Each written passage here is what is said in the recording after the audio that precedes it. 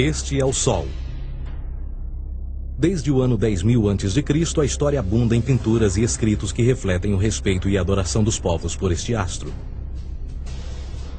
E é simples entender o porquê, com seu aparecimento todas as manhãs, trazendo visão, calor e segurança, salvando-os do frio e da escuridão da noite repleta de predadores. Sem ele, todas as culturas perceberam que não haveriam colheitas nem vida no planeta. Estas realidades fizeram do Sol o astro mais adorado de todos. Todavia, muitos estavam atentos também às estrelas. As estrelas formavam padrões que lhes permitiam reconhecer e antecipar eventos que ocorrem de tempos em tempos, tais como eclipses e luas cheias. Eles catalogaram grupos celestiais daquilo que conhecemos hoje como constelações. Esta é a Cruz do Zodíaco, uma das mais antigas imagens na história da humanidade. Ela representa o trajeto do Sol através das 12 maiores constelações no decorrer de um ano. Ela também representa os 12 meses do ano, as 4 estações, solstícios e equinócios. O termo zodíaco está relacionado com o fato das constelações serem antropomorfismos ou personificações, como pessoas ou animais.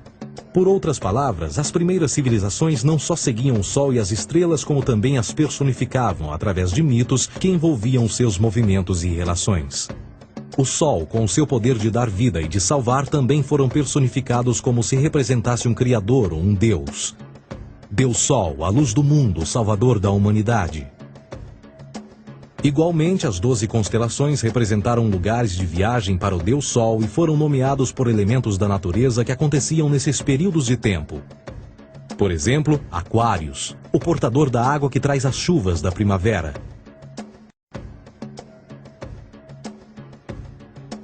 Este é Horus. Ele é o Deus Sol do Egito de 3.000 a.C. Ele é o Sol antropomorfizado e a sua vida é uma série de mitos alegóricos que envolvem o movimento do Sol no céu. Dos antigos hieróglifos egípcios conheceu-se muito sobre esse Messias solar. Por exemplo, Horus, sendo o Sol, tinha como inimigo o Deus Sete, que era a personificação das trevas ou da noite. E metaforicamente falando, todas as manhãs Horus ganhava a batalha contra Sete. E no fim da tarde, Sete conquistava Horus e o enviava para o mundo das trevas. Será importante frisar que trevas versus luz ou bem versus mal tem sido uma dualidade mitológica onipresente que ainda hoje é usada em muitos níveis. No geral, a história de Horus é a seguinte. Horus nasceu em 25 de dezembro da Virgem Isis Mary. O seu nascimento foi acompanhado por uma estrela no oeste, que por sua vez foi seguida por 3 reis em busca do Salvador recém-nascido. Aos 12 anos era uma criança prodígio nos ensinamentos, e aos 30 anos ele foi batizado por uma figura conhecida por Anup, e assim começou o seu ministério. Horus teve 12 discípulos e viajou com eles, fazendo milagres tais como curar os enfermos e andar sobre as águas. Horus também era conhecido por vários nomes como a Verdade, a Luz, o Filho Adorado de Deus, o Bom Pastor, Cordeiro de Deus, entre muitos outros. Depois de ter sido traído por Tifão, Horus foi crucificado, enterrado por 3 dias e então ressuscitou. Estes atributos de Horus, originais ou não, parecem influenciar várias culturas mundiais e muitos outros deuses encontrados com a mesma estrutura mitológica. Atis da Firígia nasceu da Virgem Nana em 25 de dezembro. Crucificado, foi posto na tumba e 3 dias depois ressuscitou. Krishna, da Índia, nasceu da Virgem Davaki com uma estrela no ocidente assinalando sua chegada, fez milagres juntamente com seus discípulos e após sua morte ressuscita. Dionísio da Grécia nasceu de uma virgem em 25 de dezembro. Foi um professor peregrino que praticou milagres como transformar água em vinho e é referenciado como Rei dos Reis, Filho unigênito de Deus, o início e o fim, entre muitas outras coisas, e após sua morte ressuscitou. Mitra da Pérsia nasceu de uma virgem em 25 de dezembro. Ele teve 12 discípulos e fazia milagres. E após sua morte foi enterrado por 3 dias e então ressuscitou. Ele também foi chamado de a Verdade, a Luz, entre outros. Curiosamente, o dia sagrado de adoração a Mitra era um domingo. O que importa salientar é que existiram inúmeros salvadores em diferentes períodos em diversos lugares da Terra que preenchem essas mesmas características. A pergunta que não quer calar: o porquê desses atributos? Por que o nascimento de uma virgem em 25 de dezembro? Por que a morte e a ressurreição após 3 dias? Por que os 12 discípulos ou seguidores? Para descobrirmos, vamos examinar o mais recente dos Messias solares. Jesus Cristo nasceu em 25 de dezembro em Belém. Ao nascer foi anunciado por uma estrela no ocidente que seria seguida por 3 reis magos para encontrar e adorar um novo Salvador. Tornou-se pregador aos 12 anos. Aos 30 anos foi batizado por João Batista e então iniciou seu ministério.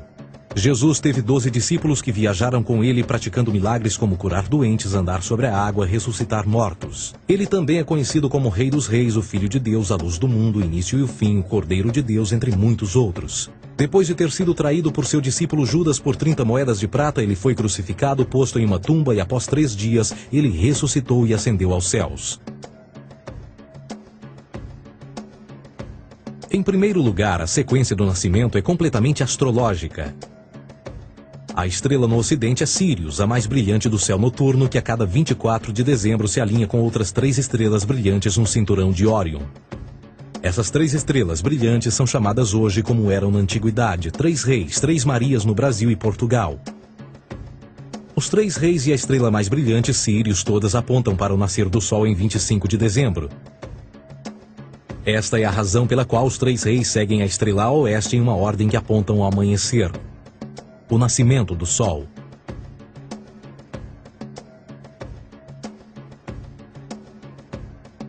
A Virgem Maria é a constelação de Virgo, também conhecida como Virgo, a Virgem. Virgo em latim significa virgem. Virgo também é conhecida como a casa do pão. E a representação de Virgo é uma virgem segurando um feixe de espigas de trigo. Esta casa do pão e o seu símbolo das espigas de trigo representa agosto e setembro, a época das colheitas. Por sua vez, Belém é a tradução ao pé da letra de a casa do pão. Belém também é a referência à constelação de Virgem, um lugar no céu, não na terra. Existe outro fenômeno muito interessante que ocorre em 25 de dezembro, é o solstício de inverno. Do solstício de verão ao solstício de inverno, os dias se tornam mais curtos e frios. Da perspectiva de quem está no hemisfério norte, o Sol parece se mover para o sul, ficar menor e mais fraco. O encurtamento dos dias e o fim das colheitas conforme se aproxima o solstício de inverno, simbolizando o processo de morte.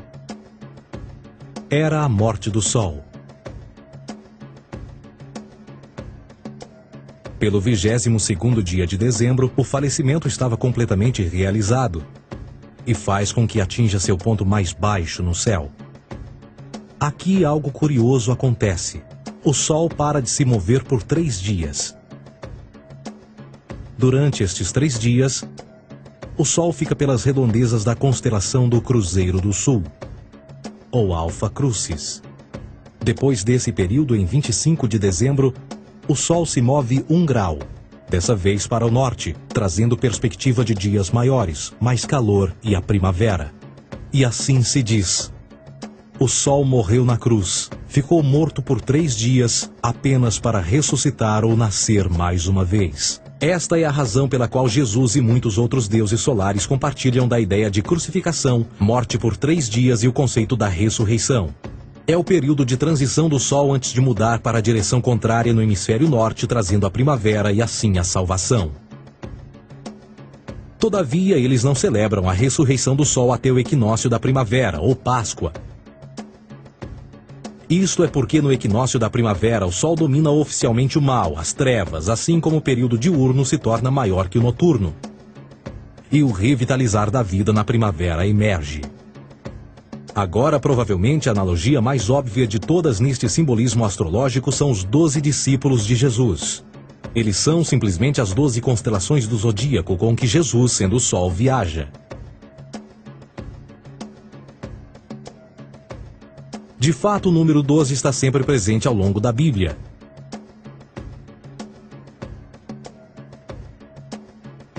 Voltando à cruz do zodíaco, o elemento figurativo da vida é o Sol.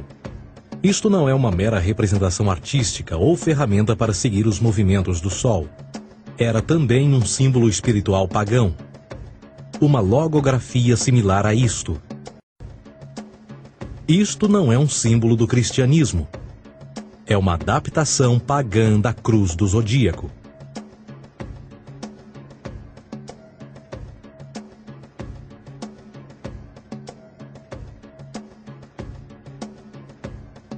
Esta é a razão pela qual Jesus, nas primeiras representações, era sempre mostrado com a sua cabeça na cruz.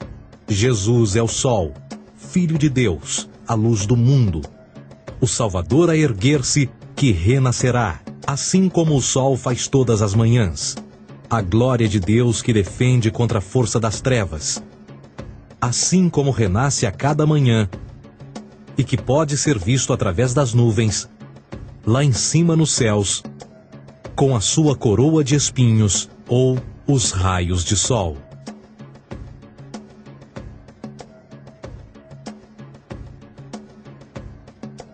Agora, nas muitas referências astrológicas ou astronômicas na Bíblia, uma das mais importantes tem a ver com o conceito de eras. Através das Escrituras há inúmeras referências a essa era. Para compreender isto, precisamos primeiro estar familiarizados com o fenômeno da precessão dos equinócios. Os antigos egípcios, assim como outras culturas antes deles, reconheceram que aproximadamente de 2150 em 2150 anos, o nascer do Sol durante o equinócio de primavera ocorria num diferente signo do zodíaco. Isto tem a ver com a lenta oscilação angular que a Terra tem quando roda sobre o seu eixo. É chamado de precessão porque as constelações vão para trás, em vez de permanecerem no seu ciclo anual normal. O tempo que demora cada precessão através dos 12 signos é de 25.765 anos. Este ciclo completo é chamado também de Grande Ano, e algumas civilizações ancestrais sabiam disso. Referiam-se a cada ciclo 2.150 anos como Era. De 4.300 a.C. a 2.150 a.C. foi a Era de Touro. De 2.150 a.C. a 1 d.C. foi a Era de Áries. E de 1 d.C. a 2.150 d.C. é a Era de Peixes, a era que permanecemos nos dias de hoje.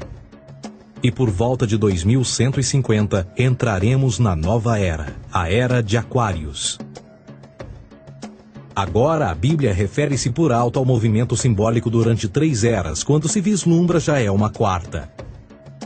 No Velho Testamento, quando Moisés desce o Monte Sinai com os 10 mandamentos, ele está perturbado ao ver sua gente adorar um bezerro dourado. De fato, ele até partiu as pedras dos 10 mandamentos e disse a todos para se matarem uns aos outros para purgarem o mal. A maior parte dos estudiosos da Bíblia atribuem esta ira de Moisés ao fato de os israelitas estarem adorando a um falso ídolo ou algo semelhante. A realidade é que o bezerro dourado é o Taurus, touro. E Moisés representa a nova era de Áries. Esta é a razão pela qual os judeus ainda hoje assopram com o chifre do carneiro. Moisés representa a nova era de Áries. E perante esta, todos têm de largar a velha. Outras divindades, tais como Mitra, marcam essa transição também. Um deus pré-cristão que mata o touro, na mesma linha simbólica. Agora Jesus é a figura portadora da era seguinte à de Áries, a Era de Peixes. O simbolismo de peixes é abundante no Novo Testamento, assim como Jesus alimenta 5.000 pessoas com pão e 2 peixes. No início do seu ministério, enquanto caminhava ao longo da Galileia, conhece 2 pescadores que o seguem. Agora reflita se voltar a ver um adesivo em formato de peixe escrito Jesus na traseira dos carros. Poucos sabem o que aquilo no fundo representa. É um simbolismo astrológico pagão para o reinado do Sol durante a Era de Peixes. Jesus assumiu também que a data do seu nascimento é também a data do início desta era. Em Lucas 22:10, quando Jesus é questionado se a próxima passagem será depois de ele ir embora, Jesus responde: Eis que quando entrardes na cidade, encontrareis um homem levando um cântaro de água. Segui-o até a casa em que ele entrar. Esta escritura é de longe a mais reveladora de todas as referências astrológicas. O homem que leva um cântaro de água é Aquários, o portador de água, que é sempre representado com um homem despejando uma porção de água.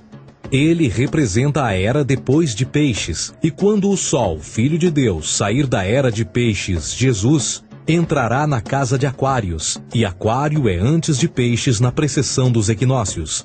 Tudo o que Jesus diz é que depois da era de peixes chegará a era de aquário.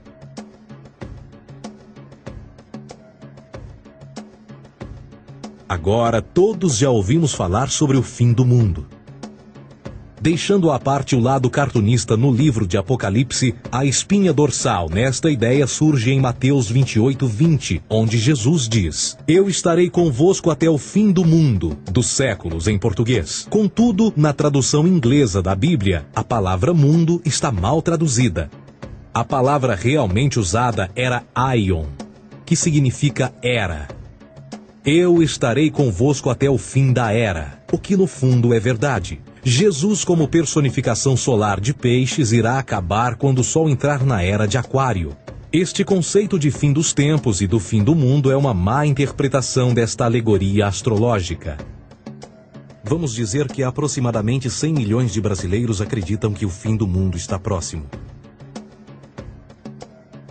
Além disso, o personagem de Jesus, literalmente e astrologicamente um híbrido, só demonstra o quão plágio do deus Sol Horus do Egito, Jesus é.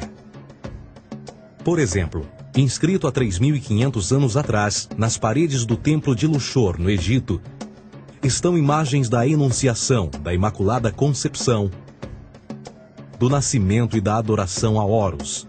As imagens começam com o anúncio à Virgem Ísis de que ela irá gerar Horus, que Nefe, o Espírito Santo, irá engravidar a Virgem, e depois o parto e a adoração, e que é não mais do que o milagre da concepção de Jesus. Na verdade, as semelhanças entre Horus e Jesus são flagrantes.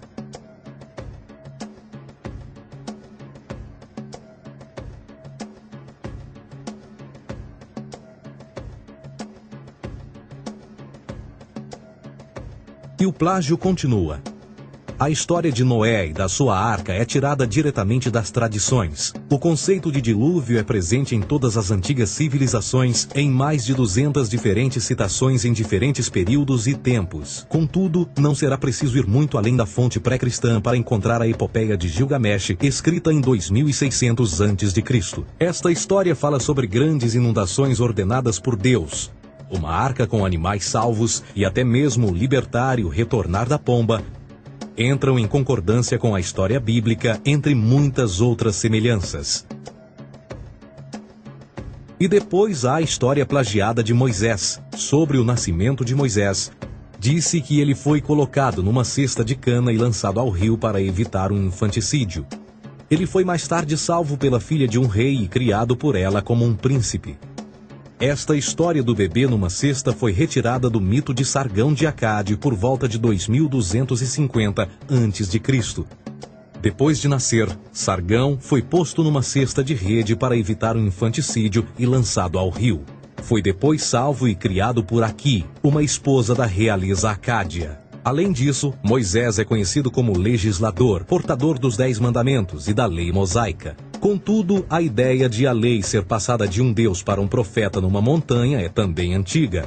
Moisés é somente um legislador numa longa linha de legisladores na história mitológica. Na Índia, Manou foi o grande legislador. Na ilha de Creta, Minos ascendeu ao monte Ida, onde Zeus lhe deu as leis sagradas. Enquanto que no Egito, Moisés tinha nas suas pedras tudo o que Deus lhe disse.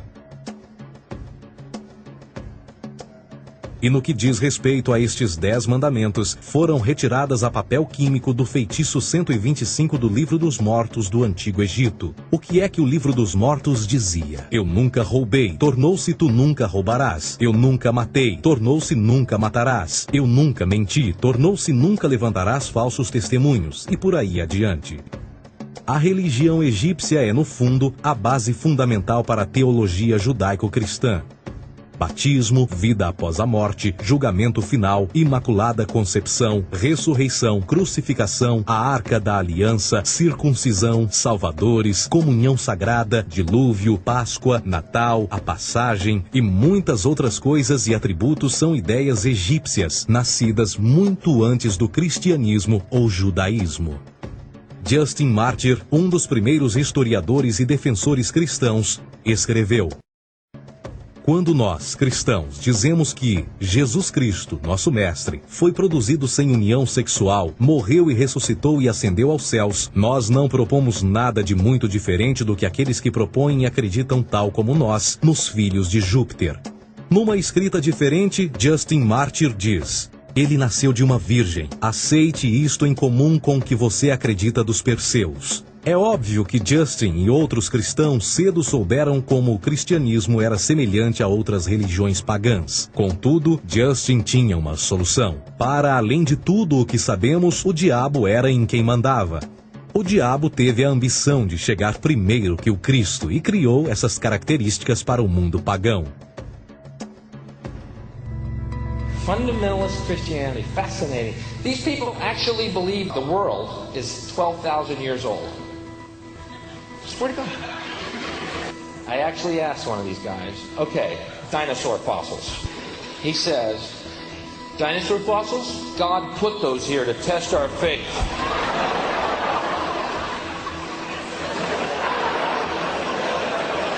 I think God put you here to test my faith, dude. A Bíblia não é nada mais do que um híbrido literário astroteológico, tal como todos os mitos religiosos que os antecederam. De fato, o aspecto da transferência de atributos e umas personagens para as outras é facilmente reconhecida no próprio livro em si. No Antigo Testamento há a história de José.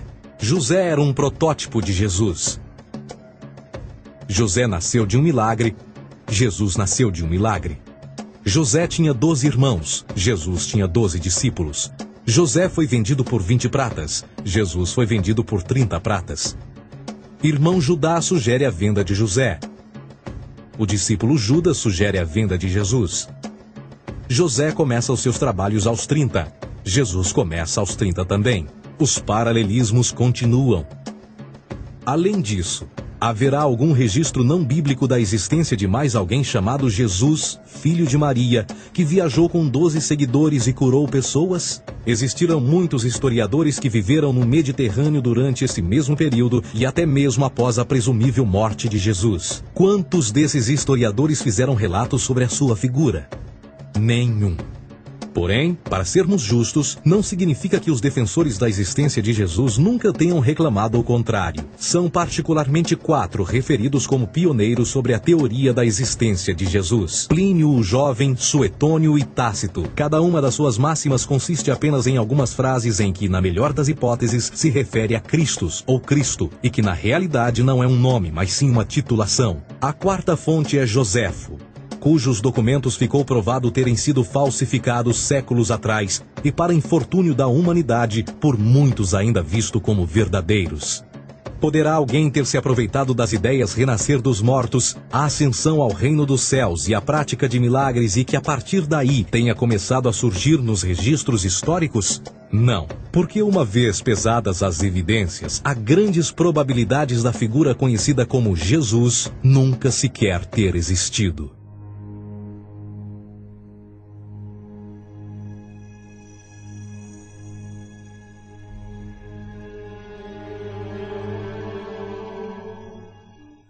We don't want to be unkind, but we want to be factual. We don't want to cause hurt feelings, but we want to be academically correct in what we understand and know to be true. Christianity just is not based on truth. We find that Christianity was in fact nothing more than a Roman story, developed politically. A realidade consiste em que Jesus foi a divindade solar do setor gnosticista cristão e, tal como outros deuses pagãos, era uma figura mítica. Foi sempre o poder político que procurou monopolizar a figura de Jesus para controle social.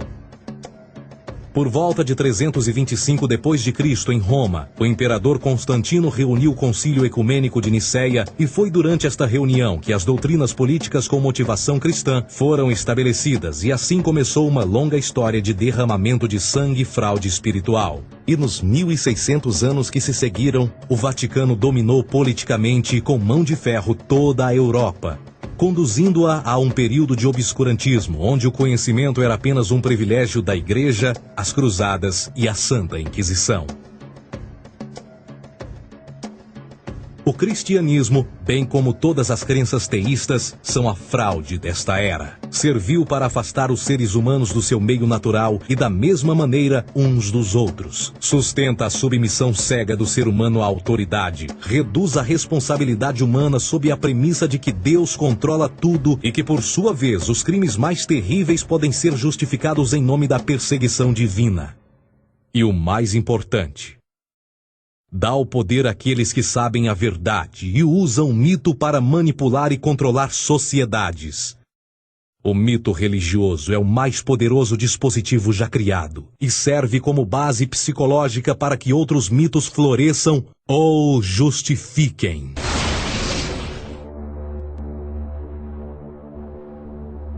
A myth is an idea that, while widely believed, is false. In a deeper sense, in the religious sense, a myth serves as an orienting and mobilizing story for a people. The focus is not on the story's relation to reality, but on its function. A story cannot function unless it is believed to be true in the community or the nation. It is not a matter of debate. If some people have the bad taste to raise the question of the truth of the sacred story, the keepers of the faith do not enter into debate with them. They ignore them or denounce them as blasphemers.